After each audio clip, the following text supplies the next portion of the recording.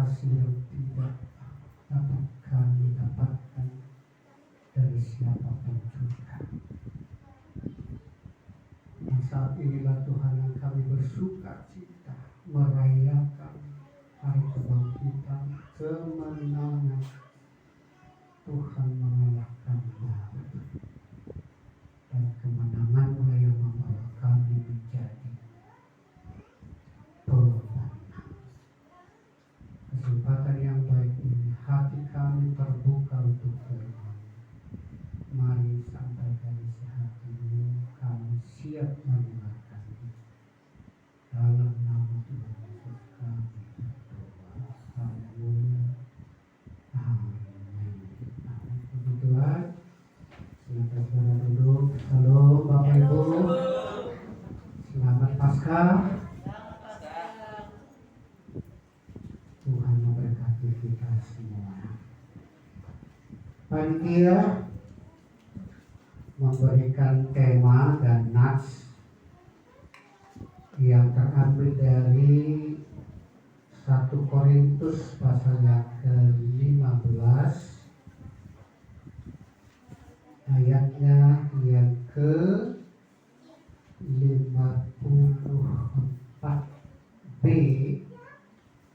sampai ayatnya ke-57 ya. 1 Korintus pasal 15 ayat 54b sampai 57, dan temanya bangkit menjadi pemenang ya, bangkit menjadi pemenang.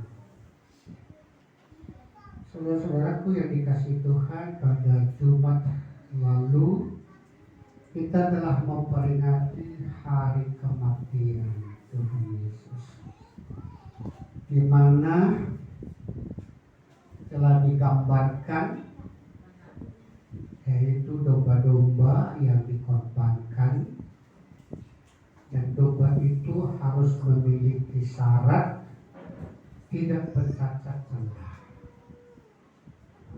Dan demikian Yesus yang menjadi korban untuk penebusan dosa seluruh umat manusia. Dan Yesuslah satu-satunya manusia yang memenuhi syarat yang tidak bercacat celah, karena Dia bukanlah keturunan benih Adam, karena benihnya adalah benih surgawi, firman yang menjadi manusia. Dia memenuhi syarat, dan hanya Dia satu-satunya manusia yang memenuhi syarat itu. Dan yang seyogianya kita manusia menerima penghukuman sebagaimana di dalam Roma itu dikatakan upah dosa adalah maut. Upah dosa adalah maut. Dan oleh karena itu mari kita coba membaca nats yang diberikan oleh panitia ini dari 1 Korintus 15 ayat 54 sampai 57b. Kita sama-sama baca 2, 3, iya. Maut 54b ya. Maut telah ditelan dalam kemenangan. 55. Hai maut, di manakah kemenanganmu? Hai maut, di manakah sengatmu? Sengat maut ialah dosa, dan kuasa dosa ialah hukum Taurat. Tetapi syukur kepada Allah yang telah memberikan kepada kita kemenangan oleh Yesus Kristus Tuhan kita. Ya. Jadi Bapak Ibu Saudara yang dikasihi Tuhan, sebagaimana saya katakan tadi, dikatakan bahwa upah dosa adalah maut. Dan semua orang telah jatuh dalam dosa. Dan semua manusia tentunya akan menerima penghukuman upah dosa itu, yaitu maut. Dan dalam pembacaan kita tadi sudah diawali dengan ayat 54 itu, maut telah ditelan dalam kemenangan. Ya. Jadi ternyata maut itu telah ditelan, dikalahkan. Dan Yesuslah yang mewakili saudara-saudara dan kita semua, dan bahkan seluruh umat manusia yang seharusnya menerima penghukuman maut, kematian kekal selama-lamanya. Tapi firman Tuhan mengatakan bahwa Yesus telah menaklukkannya. Amin. Amin. Yesus telah menaklukkannya, dan hari ini bersukacita. Tentunya kita bersorak-sorai, dan itu yang kita rayakan di dalam ibadah kita hari ini, hari kemenangan. Ya.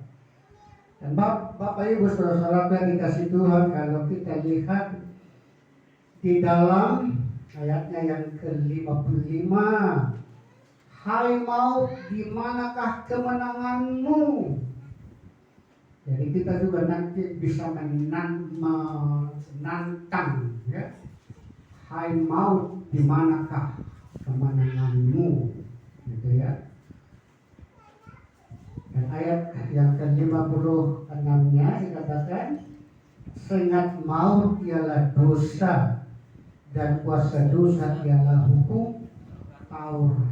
Dan inilah Bapak Ibu saudara yang dikasih Tuhan, yang terus berulang-ulang saya sampaikan di jemaat di tempat ini, ya, yang ternyata masih belum dipahami oleh banyak orang, ya.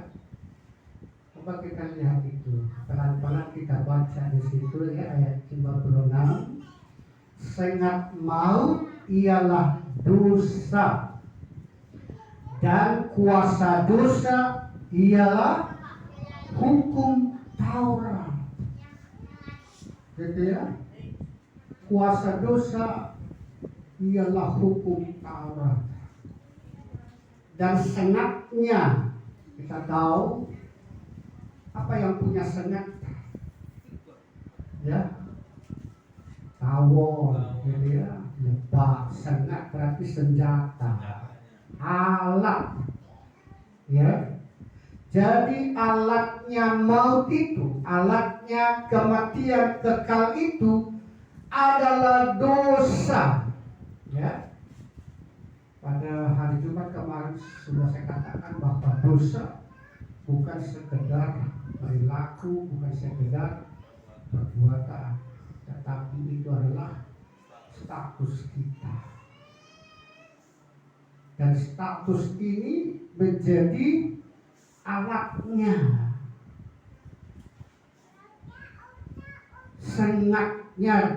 Sengatnya maut, kematian kekal itu alatnya adalah dosa. Jadi dosa itulah yang berperang. Jadi dosa itu bukan kata kerja, ya. Sebagaimana dipahami oleh banyak orang, dosa itu adalah kata kerja, antara lain membunuh, mencuri, merampok, ya, kata kerja. Sementara pemahaman kita melalui kitab bahwa dosa itu adalah kata benda. Kata benda, dosa. Dosa adalah kata benda. Jadi sengat, alat untuk membawa kita kepada kematian kekal, yaitu maut. Dan ternyata ini merupakan satu kesatuan, ada rangkaiannya. Kalau dosa adalah sengat, tapi bahkan dikatakan kuasa. Kuasa itu berbicara tentang kekuatan, power, ya. Jadi kalau kita ibaratkan misalnya, apakah alat kita untuk menyeberangi lautan atau sungai atau danau? Alatnya apa? Perahu, kapal. Lalu apa powernya, apa kekuatan untuk menggerakkan perahu ini supaya bisa dia jalan mengarungi lautan atau danau supaya kita sampai kepada tujuan? Ada kekuatannya yang digerakkan oleh mesin, ya. Ternyata kalau kita lihat di sini ayatnya yang ke-56 tadi, sengat maut ialah dosa, dan kuasa dosa ialah hukum Taurat. Powernya, kalau dosa itu adalah kata benda, tapi kata benda itu tidak bisa aktif, tidak bisa berperan kalau tidak ada power, kekuatan yang menggerakkan. Dan ternyata yang menggerakkan dosa itu adalah hukum Taurat. Menjadi aneh loh saudara dikasih Tuhan. Makanya hari ini saya akan mau bukakan kepada kita, supaya banyak orang memahami, mengerti bahwa ternyata hukum Taurat itu adalah powernya, adalah kekuatannya. Karena apa? Karena itu senantiasa berkaitan dengan keadaan Adam dan Hawa itu, yang di Taman Eden itu. Yang sesungguhnya bahwa Adam dan Hawa pada mulanya adalah sifat ketergantungannya kepada Allah itu sepenuhnya, ya, sepenuhnya. Makanya kan ada pujian kita kan dikatakan apa? Berapa itu? Suka-sukamu Tuhan, itu sepenuhnya. Suka-sukamu Tuhan. Persoalannya, apakah itu kita terapkan benar-benar dalam kehidupan kita? Suka-sukamu Tuhan, suka-sukamu Tuhan, suka-sukamu Tuhan, suka-sukamu Tuhan. Ketergantungan kita kepada Tuhan itu sepenuhnya. Keberserahan kita, berserah, bukan menyerah, tapi berserah kepada Tuhan. Tergantung Engkau Tuhan. Karena kita tahu bahwa pada saat kita berserah kepada Tuhan, justru yang terbaik yang kita butuhkanlah yang Tuhan sediakan. Saya sudah pernah katakan di sini ada perbedaan kebutuhan dengan keinginan, begitu ya. Keinginan Tuhan, keinginan kita belum tentu dan belum tentu dipenuhi oleh Tuhan. Tapi kebutuhan kita pasti akan dipenuhinya. Karena memang kita benar-benar butuh. Kalau keinginan belum tentu. Ada keinginan mata, melihat tetangga punya ini, punya itu, wah, kita pengen. Padahal kita sebenarnya tidak butuh. Sehingga pada saat kita beli sesuatu itu, karena memang kita tidak butuh, jadilah anak-anak itu menganggur begitu saja, terbuang percuma. Ya. Jadi Adam dan Hawa pada mulanya itu hidupnya bergantung sepenuhnya kepada Tuhan. Dan kalau dikatakan seperti pujian, suka-sukamu Tuhan. Tapi pada periode berikutnya terjadi perubahan besar-besaran. Bukan perubahan kecil, tapi perubahan besar-besaran, yaitu dosa. Dan saya katakan pada Jumat kemarin, dosa adalah persoalan terbesar bagi manusia itu. Karena apa? Karena pada saat mereka memakan buah pohon pengetahuan baik dan jahat itu, ketergantungan mereka kepada Allah itu sudah putus. Karena mereka sudah menggunakan kekuatan diri, yaitu kebenaran dirinya, bukan kebenaran Allahnya, tapi kebenaran diri. Yang sesungguhnya itulah makna dari hukum Taurat itu. Hukum Taurat itu adalah kebenaran diri sendiri. Dan kebenaran diri sendiri itu ada dua, sebagaimana buah pohon pengetahuan tentang baik dan dua. Ternyata dua, baik dan jahat. Baik dan jahat itu adalah saudara kembar. Ini yang kadang-kadang tidak dipahami oleh banyak orang.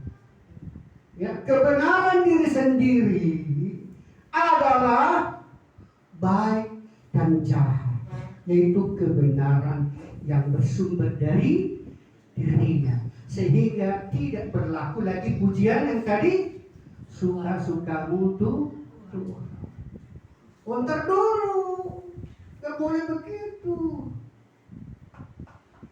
Jangan sesuka-sukanya Tuhan. Saya kan punya pemikiran, saya kan punya usaha, saya bisa ada kebaikan dalam diri saya, gitu ya. Dan inilah ternyata kuasa dosa. Hukum Taurat itu ternyata kuasa dosa. Kebenaran diri sendiri itu adalah kuasa dosa. Yang banyak orang tidak tahu karena dia berpikir yang kulakukan ini adalah hal-hal yang baik. Padahal buah pohon itu tadi ada yang baik dan ada yang jahat. Dan ternyata orang yang menganggap dosa itu hanya yang sebelahnya saja. Sebelahnya apa? Jahatnya saja. Itu yang mereka anggap sebagai dosa. Merampok, membunuh, menipu, itu yang mereka anggap adalah dosa. Tapi ternyata yang menggerakkan dosa itu termasuk adalah perbuatan baik. Tapi perbuatan baik yang bersumber dari diri sendiri, ya, menjadi perhatian bagi kita. Betul saya melakukan perbuatan baik, tapi pertanyaannya harus kita tanyakan dalam-dalam. Apakah perbuatan baik yang saya lakukan ini adalah perbuatan baik yang datangnya berdasarkan kekuatan saya? Ini yang tidak dipahami oleh banyak gereja bahkan hari ini. Sehingga pada saat banyak orang-orang melakukan perbuatan baik, tapi karena kuasanya adalah hukum Taurat, maka ada ekornya, ada buntutnya di belakang. Apa buntutnya? Buntutnya adalah sungut-sungut pada saat perbuatan baik kita itu tidak dihargai oleh orang lain. Ini yang tidak dipahami, ini dalam loh Bapak Ibu kasih Tuhan. Ya, dalam pemahamannya. Betul, aku melakukan perbuatan baik. Tapi ternyata kalau perbuatan baik yang kita lakukan itu bersumber dari diri kita sendiri, mengandalkan diri kita sendiri, yang merupakan buah dari pohon pengetahuan baik dan jahat itu, ternyata lanjutan dari perbuatan baik kita itu ada dua. Apa itu? Sungguh-sungguh kalau tidak dihargai oleh orang lain.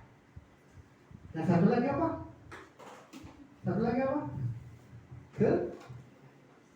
Kesombongan kita. Tidak ada yang bisa muncul. Tuh, aku berjasa. Aku banyak melakukannya.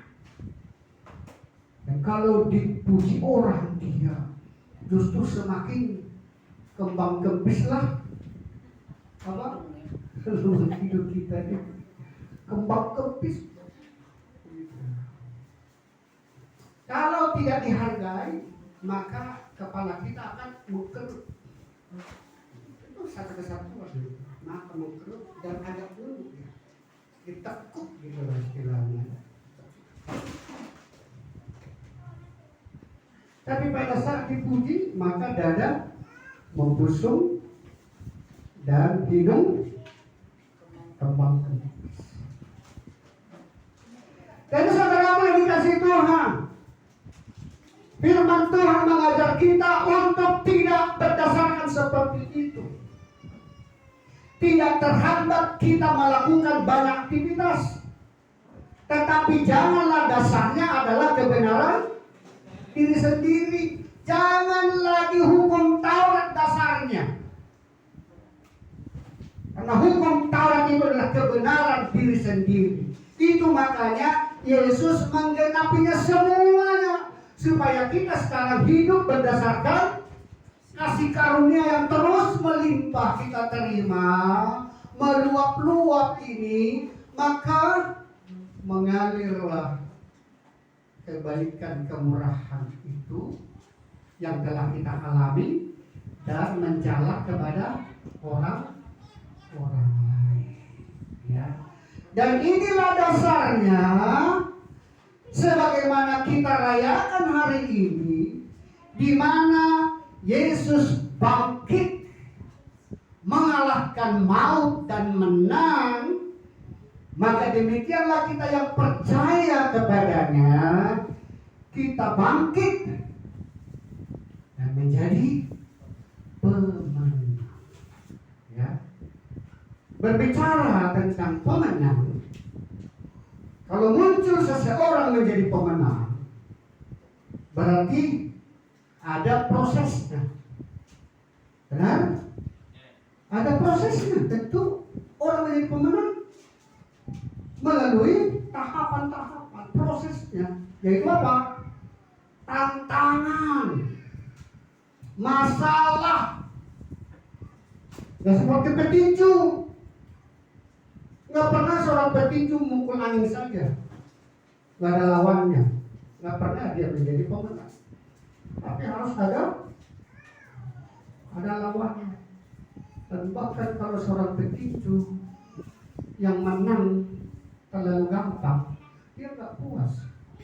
Kemenangan itu tidak dirasa sebagai perjuangan yang berat dan keras.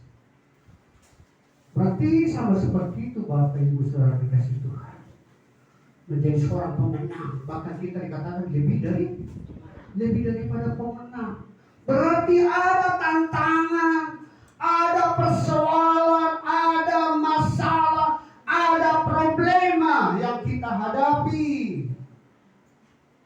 Kita tidak luput dari masalah. Tentu besar kecilnya masalah itu bisa berbeda-beda. Tetapi persoalan yang sama dihadapi oleh dua orang. Bisa saja yang satu takluk tergeletak, tapi yang satu berjuang mengalahkannya sehingga dia bisa mengatakan, aku menjadi pemenang. Tapi menjadi pertanyaannya, kita menjadi seorang pemenang bukan lagi mengandalkan kekuatan diri sendiri, tapi kita bersama-sama dengan Tuhan. Dan kita terus hayati bahwa Tuhanku telah menaklukkan maut itu. Dan sekarang aku percaya kepadanya.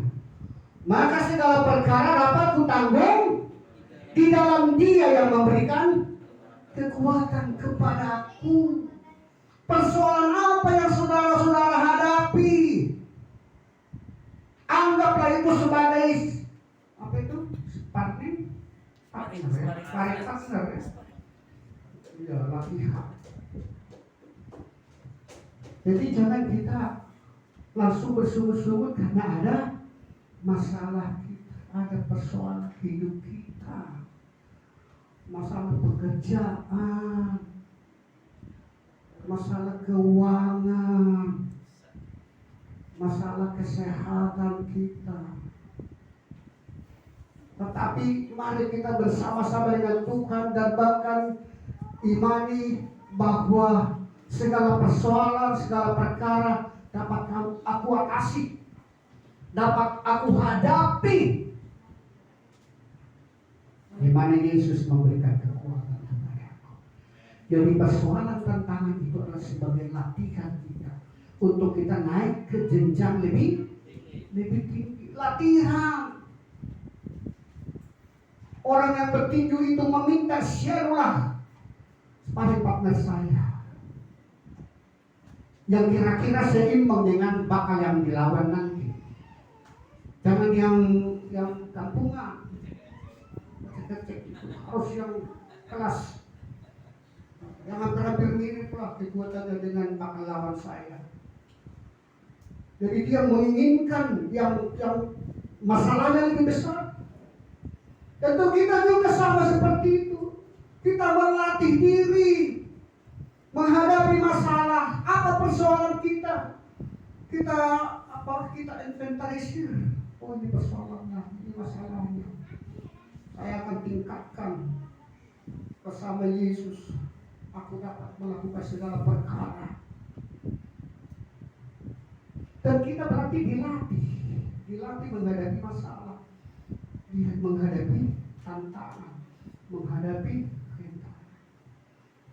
Dan puji Tuhan Bapak Ibu Saudara kasih Tuhan, sudah mulai muncul lagi kadar-kadar di gereja kita yang memimpin pujian hari ini. Terima kasih. Dan pada minggu berapa itu saya katakan musik ini, pujian ini adalah alat untuk melatih kualitas manusia, melatih pendengaran. Terus keyboard itu melatih kupingnya, ada falasnya. Apalagi dimulai dari sejak kecil, kepintaran, kecerdasan, orkestra, akan seperti pemimpin pujian yang mungkin ratusan orang yang dipimpinnya, dia bisa tahu suara mana yang tidak harmonis. Jadi memimpin pujian di sini juga adalah pelatihan kualitas, menambah kualitas. Bahkan tepuk tangan pun pada minggu kemarin saya sudah berikan ilustrasi. Tepuk tangan itu pun bahagian dari pelatihan supaya kita naik jenjang. Ya, musik kita ada kesempatan kita untuk melatihnya. Harus ada kader-kadernya. Percayalah, pada saat saudara mulai menekuni itu, keseluruhan ini sistem loh Bapak Ibu. Sistem. Pada saat ini bekerja, otak kita bekerja, telinga kita bekerja, insting kita bekerja, sehingga tahap demi tahap kita akan lebih berkualitas. Sama seperti kita menghadapi persoalan-persoalan. Jadi jangan langsung kita ke persoalan yang besar, harus melalui persoalan-persoalan kecil. Ya, hadapi persoalan itu. Jangan tinggalkan persoalan itu. Seperti banyak orang yang mau melupakan persoalannya dengan cara apa? Dengan cara minum minuman keras. Dia menganggap persoalanku hilang. Aku stres. Saya mau minum ke sana supaya luas.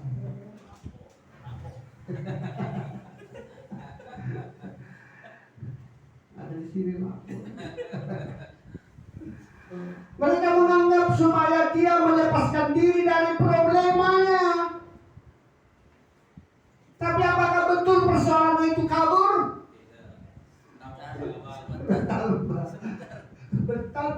jadi menumpuk persoalannya.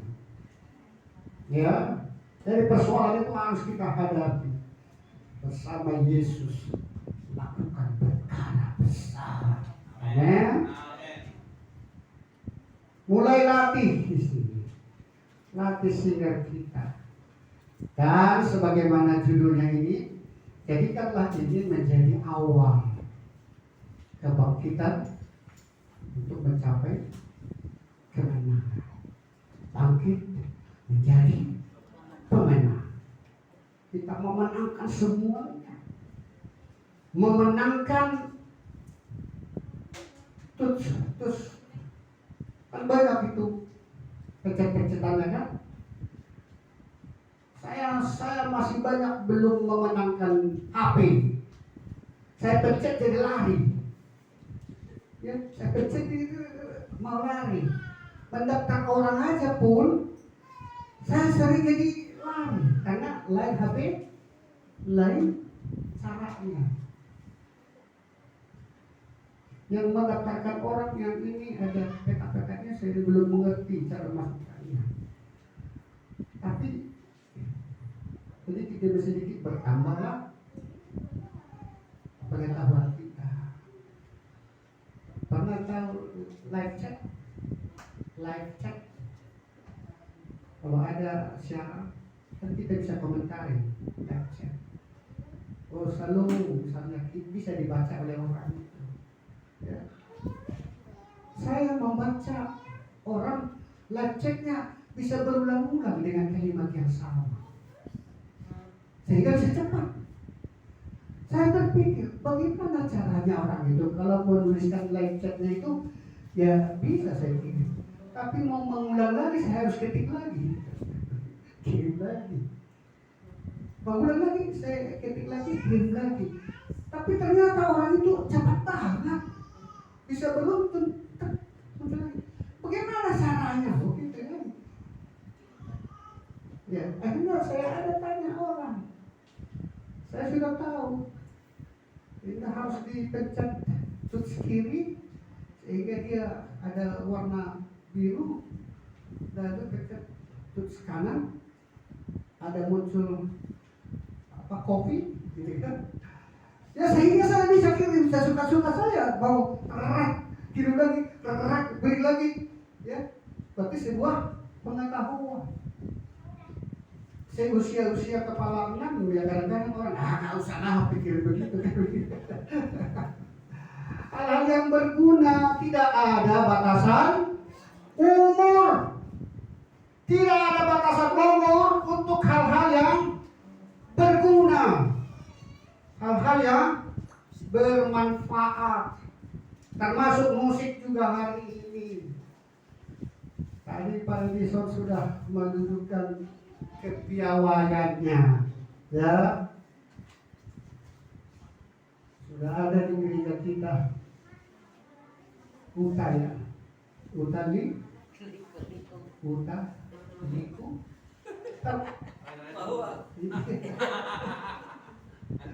Kalau ini udah lewat ya? Jangan kalah munculkan di sini. Nenek-nenek juga kalau apa ya sumbangkan suara. Karena di Tuhan itu tidak ada hati itu yang dinilainya. Amin. Amin. Firman Tuhan pun salah-salah Tuhan tahu. Firman Tuhan bukan rafalan. Amin. Amin. Firman Tuhan bukan rafalan. Kalau rafalan, salah-salah kata, salah kalimat berbahaya loh. Berbahaya kalau rafalan. Ingat, kata-kata saya ingat. Kalau berupa rafalan, salah saudara sedikit katanya akan menghujam, menyerang balik. Saya masih ingat dulu teman saya waktu main apa itu namanya? Jelangkung. Kan dibilang tadi diundang tidak dijemput apa itu? Datang tidak diundang. Pulang tidak diantar. Pulang tidak diantar. Ada kata-kata pemanggilan itu roh. sehingga keranjang yang sudah dilengkapi dengan pensil kertas bisa bergerak sendiri kertas itu. Oleh karena itu kuasa kegelapan nyata.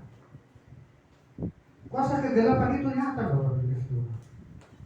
Kalau kita tidak hati-hati kita bisa. Dan itu adalah buah pengetahuan yang mungkin dikategorikan orang adalah buah yang baik. Kalau manusia menganggap itu buah yang baik, soalnya tidak merugikan orang, kan begitu kan? Tapi pada saat teman saya itu lupa kata-katanya untuk menyuruh pulang, sampai pucat. Makanya Rafa, makanya ibu-ibu juga di sini nyanyi sebagaimana kesaksian ibu-ibu itu. Bulirnya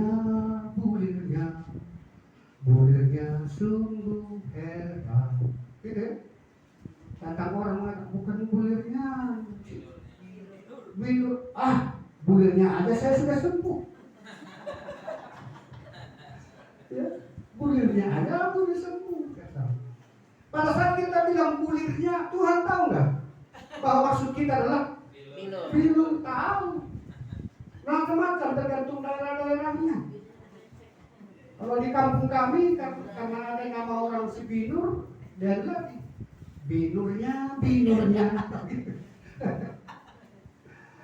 Oleh karena saudara kasih Tuhan, momentum bagi kita hari ini sesuai dengan tema yang telah kita baca, bangkit menjadi pemenang. Saya ajak kita bersama-sama mengatakannya 2, 3 ya. Bangkit menjadi pemenang. 1. Bangkit menjadi pemenang. 3. Bangkit menjadi pemenang. Berikan kemuliaan Tuhan kita. Ya, apapun problema kita, apapun persoalan kita, sadarilah bahwa bersama-sama dengan Tuhan kita akan sanggup, mampu, setinggi apapun, sebesar apapun problema kita. Tuhan telah memberikan kita kekuatan. Segala perkara, segala problema, segala persoalan dapat aku atasi, dapat aku tanggung di dalam Dia, di dalam Yesus yang telah memberikan kekuatan kepada Mari kami bersyukur, kami berterima kasih di siang hari ini. Tuhan mengajarkan kami supaya kami tidak mengandalkan